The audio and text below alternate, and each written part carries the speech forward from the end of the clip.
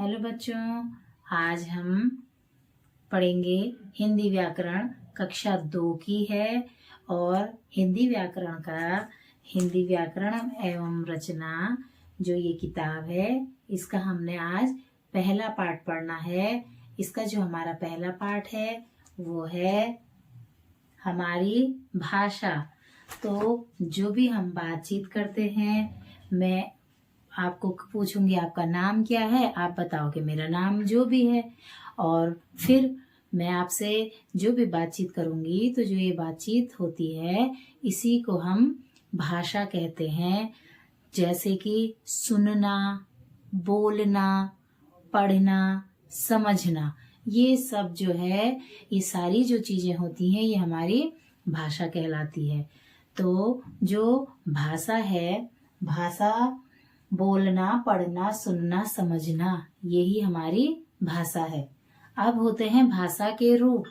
भाषा के मुख्यतः 2 रूप होते हैं, एक होता है लिखित और एक होता है मौखिक। क्योंकि जो हमारे जो बच्चे हैं वो छोटे हैं तो उनकी किताबों में अभी केवल 2 ही भाषाएं बताई हुई हैं। वैसे जो भाषाएं होती हैं वो 3 प्रकार की होती है। एक हमारी सांकेतिक भाषा भी होती है।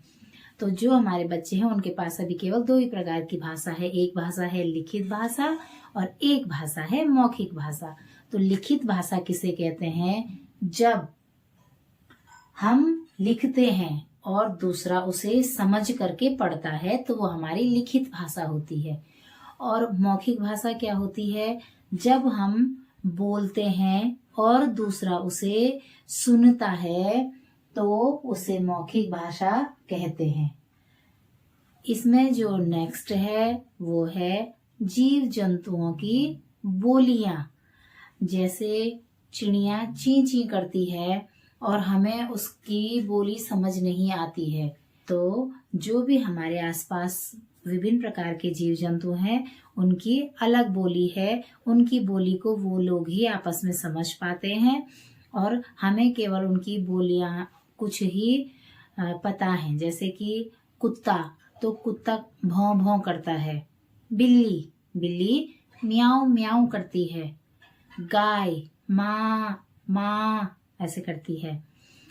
और जो कौवा है, कौवा काव काव की आवाज करता है। मेंढक टर टर की आवाज करता है। चिड़िया ची ची की आवाज करती है। कबूतर गुटर गू की आवाज करता है। तोता टाई टाई की आवाज करता है। मधुमक्खियां जो है तो होती हैं गू, इस टाइप की बजिंग आवाज आती है मधुमक्खियों की।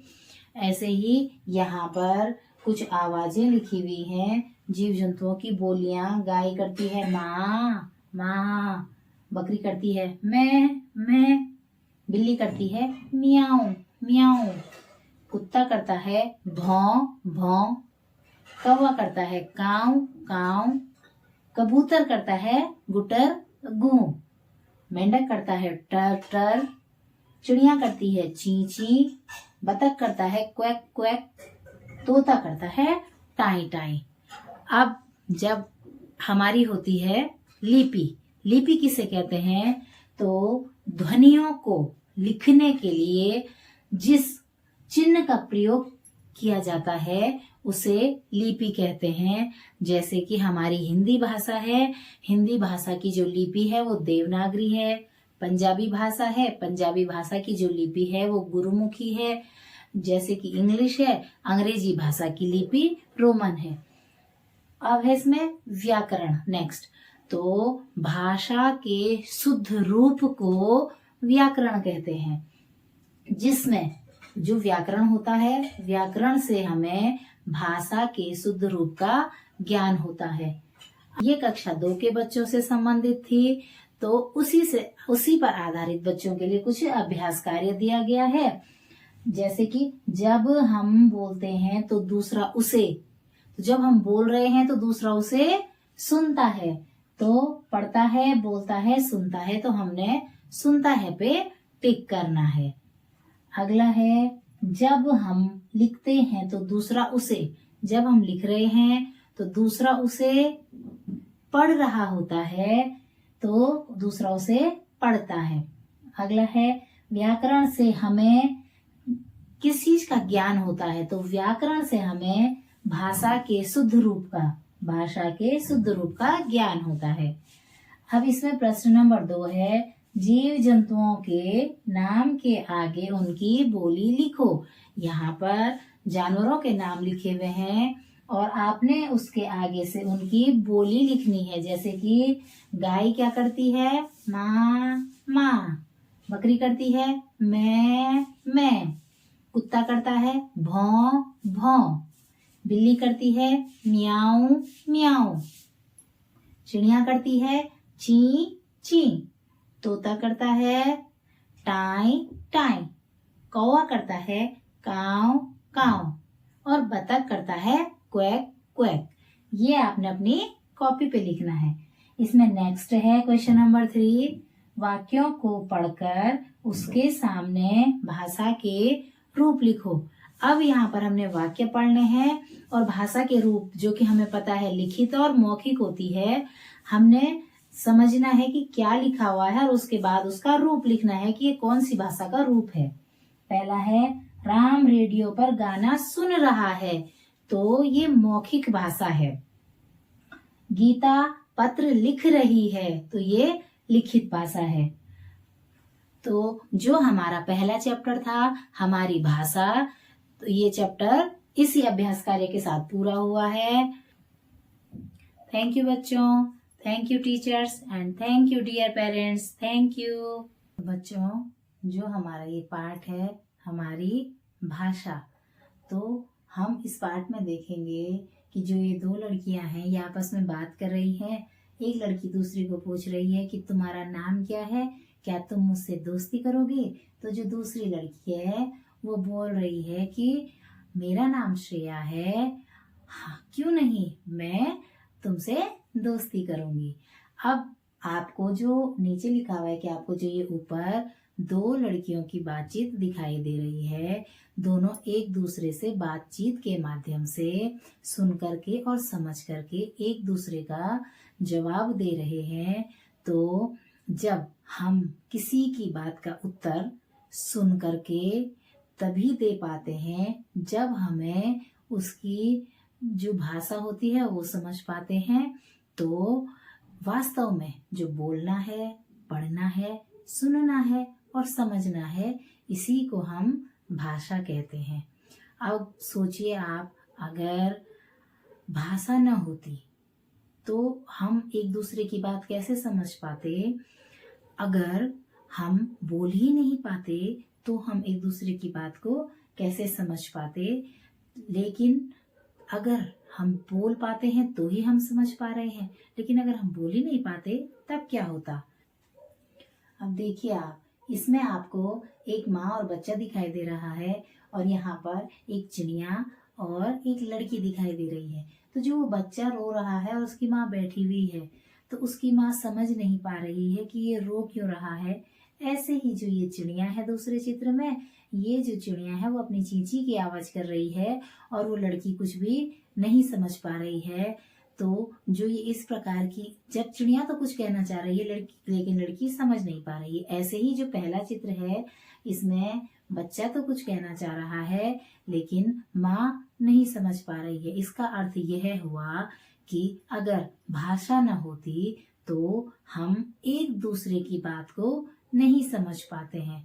तो हम भाषा की मदद से अपनी बात एक दूसरे से कह पाते हैं और जो दूसरे की बात है उसे हम समझ पाते हैं। तब हम कह सकते हैं कि भाषा की मदद से अपनी बात एक दूसरे तक पहुंचाना ही भाषा है। अब इसमें दूसरा है, देखिए भाषा के रूप। तो भाषा के जो रूप हैं, जब भाषा के रूप 2 तरीके के होते हैं, एक होते हैं बोल करके और एक होते हैं लिख करके। तो इस चित्र में देखिए आप, जो दादी है वो बैठी हुई है और जो बच्चे हैं वो ध्यान से दादी को देख रहे हैं। दादी बच्चों को कहानी सुना रही है और जो बच्चे हैं वो ध्यान से कहानी को सुन रहे हैं। तो जो ये भाषा है ये मौखिक भाषा है। तो जब हम बोलते हैं और दूसरा उसे ध्यान से सुनता है तो यह भाषा हमारी मौखिक भाषा कहलाती है। अब इस वाले में देखिए आप, दो बच्चियां हैं, एक लड़की लिख रही है और एक लड़की देखकर पढ़ रही है। तो इस चित्र में जो गीता है वो लिख रही है और जो राधिका है वो पढ़ रही है। तो जब हम लिखते हैं और दूसरा उसे समझ करके पढ़ता है तो यह हमारी लिखित भाषा होती है। तो भाषा दो प्रकार की होती है, एक भाषा होती है हमारी मौखिक भाषा और एक भाषा होती है हमारी लिखित भाषा। तो ये हमारी दो प्रकार की भाषाएं हैं। अब जो ये संसार है, इस संसार में बहुत सारे जानवर हैं, पशु पक्षी हैं, जीव जंतु है। बस अंतर इतना है कि इनकी जो बोली है वो अपनी है, ये अपनी बोली में बातचीत करते हैं और हम इनकी बोलियों को नहीं समझ पाते हैं। और जो हम हैं, हम अपनी भाषा में बातचीत करते हैं और एक दूसरे से दूसरे की बात को समझ पाते हैं। तो अब हम जानवरों की बोलियों के बारे में पढ़ेंगे। तो यहाँ पर जानवरों के चित्र बताए गए हैं। बिल्ली है और बिल्ली क्या करती है, म्याऊं म्याऊं की आवाज करती है। दूसरे नंबर पर है कबूतर, जो कबूतर है वो गुटर गूं की आवाज करता है। और जो तीसरे नंबर पे है ये है कौवा, कौवा काव काव की आवाज करता है। अब देखिए मेंढक, मेंढक जो है टरटर की आवाज करता है। उसके बाद है कुत्ता, कुत्ता भौं भौं की आवाज करता है। चिड़िया, चिड़िया जो है ची ची की आवाज करती है। उसके बाद है बकरी, बकरी मैं की आवाज करती है। उसके बाद है तोता, तोता टाव टाव टैं टैं की आवाज करता है। और फिर है बतख, बतख जो है क्वैक क्वैक की आवाज करता है। तो ये जो थी हमारी चित्रों के साथ ध्वनियां लिखी गई थी, बोलियां लिखी गई थी पशु पक्षी जानवरों की। अब है इसके बाद लिपि, लिपि किसे कहते हैं, तो कि किसी भाषा को समझने के लिए विशेष चिन्हों का प्रयोग किया जाता है और इनका प्रयोग ध्वनि को व्यक्त करने के लिए किया जाता है। प्रत्येक भाषा की अलग लिपि होती है, जैसे कि हिंदी भाषा की देवनागरी लिपि है, अंग्रेजी भाषा की रोमन लिपि है, पंजाबी भाषा की गुरुमुखी लिपि है। तो हम कहते हैं कि ध्वनियों को लिखने के लिए प्रयोग किए गए जो चिन्ह हैं वो लिपि कहलाते हैं। अब लिपि भी हमने समझ ली है, भाषा भी हमने समझ ली है। अब नेक्स्ट है इसमें व्याकरण। तो व्याकरण किसे कहते हैं, व्याकरण, लड़की रही थी पढ़, लड़की रही थी पढ़। और जो दूसरा सेंटेंस है, दूसरे में लिख रखा था, जो दूसरा सेंटेंस है, दूसरे सेंटेंस में लिखा हुआ है पेड़ पर बंदर चढ़ रहा है। तो दो सेंटेंस हैं, दो वाक्य दिए गए हैं। अब हमने देखना है कि दोनों वाक्यों में क्या अंतर है। अब देखिए पहले में लिख रखा है, पहले चित्र में है लड़की रही थी पढ़ और दूसरे में लिख रखा है कि पेड़ पर बंदर चढ़ रहा है। दोनों जो वाक्य हैं, दोनों वाक्यों में जो पहला वाक्य है, पहले वाक्य से हमें भाषा का सही सही बोध नहीं हो रहा है, जबकि जो दूसरा वाक्य है उससे स्पष्ट हो रहा है कि जो बंदर है वह पेड़ पर चढ़ रहा है। तो हम यह कह सकते हैं कि दूसरे वाक्य में व्याकरण के जो नियम हैं उन नियमों का बिल्कुल सही प्रयोग किया हुआ है, अर्थात उन नियमों, व्याकरण के नियमों के अनुसार शब्दों को लिखा गया है। अतः व्याकरण ही वह साधन है जो भाषा को शुद्ध बोलना और लिखना सिखाता है। तो हम व्याकरण की परिभाषा कुछ, व्याकरण की जो परिभाषा है वो ये हो जाती है कि व्याकरण से भाषा के शुद्ध रूप का ज्ञान होता है। अब इसमें नेक्स्ट है आओ कुछ और जाने। तो हमने इस पाठ में पढ़ा कि भाषा के दो रूप होते हैं, मौखिक भाषा, लिखित भाषा। इसके अतिरिक्त भी हमारा भाषा का एक अन्य रूप है जिसे हम सांकेतिक भाषा के रूप में कहते हैं। इसमें हम अपनी बात को संकेतों के द्वारा दूसरे तक पहुंचाते हैं और दूसरे की बात को संकेतों के द्वारा समझ पाते हैं। तो वास्तव में जो भाषा का प्रयोग है, जैसे आपने देखा होगा कि जो ट्रैफिक पुलिस वाले हैं वो संकेतों के माध्यम से कहते हैं कि अब इधर वाले रुको, इधर वाले चलो, या फिर इधर वालों को रोकते हैं, आगे वालों को रोकते हैं। इस टाइप से जो ट्रैफिक पुलिस होती है हमारी, वो अपनी सांकेतिक भाषा का यूज करते हैं। अब हमने इस पार्ट में क्या क्या सीखा? हमने इस पार्ट में सीखा बोलकर, पढ़कर, सुनकर, लिखकर और समझकर प्रयोग में लाई जाती है। दूसरा हमने इसमें पढ़ा कि भाषा के दो रूप होते हैं, लिखित भाषा, मौखिक भाषा। हमने तीसरा पढ़ा कि भाषा को व्यक्त करने के लिए चिन्हों का अर्थात लिपि का प्रयोग किया जाता है। अब हमने इसमें पढ़ा कि जो सारे जीव जंतु हैं, सारे जीव जंतुओं की अपनी अपनी बोली होती है। और फिर हमने इसमें पढ़ा कि व्याकरण के द्वारा भाषा के शुद्ध रूप का ज्ञान होता है, भाषा को व्याकरण के द्वारा शुद्ध बनाया जाता है। तो हमने इसमें ये सीखा। जब हमने ये पूरा पाठ पढ़ा, इस पाठ पर आधारित हमारे पास ये अभ्यास दिए गए हैं। इसमें पहला जो प्रश्न है वो है कि जब हम बोलते हैं तो दूसरा उसे, इन तीनों में से हमने एक पे टिक करना है।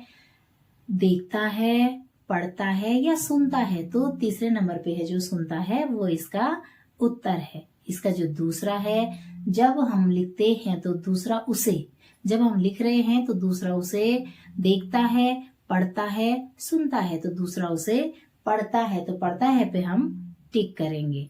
इसमें तीसरा है व्याकरण से हमें डैश डैश डैश का ज्ञान होता है, तो व्याकरण से हमें भाषा के शुद्ध रूप का ज्ञान होता है, जो यहाँ पर दे रखा है दूसरा वाला ऑप्शन।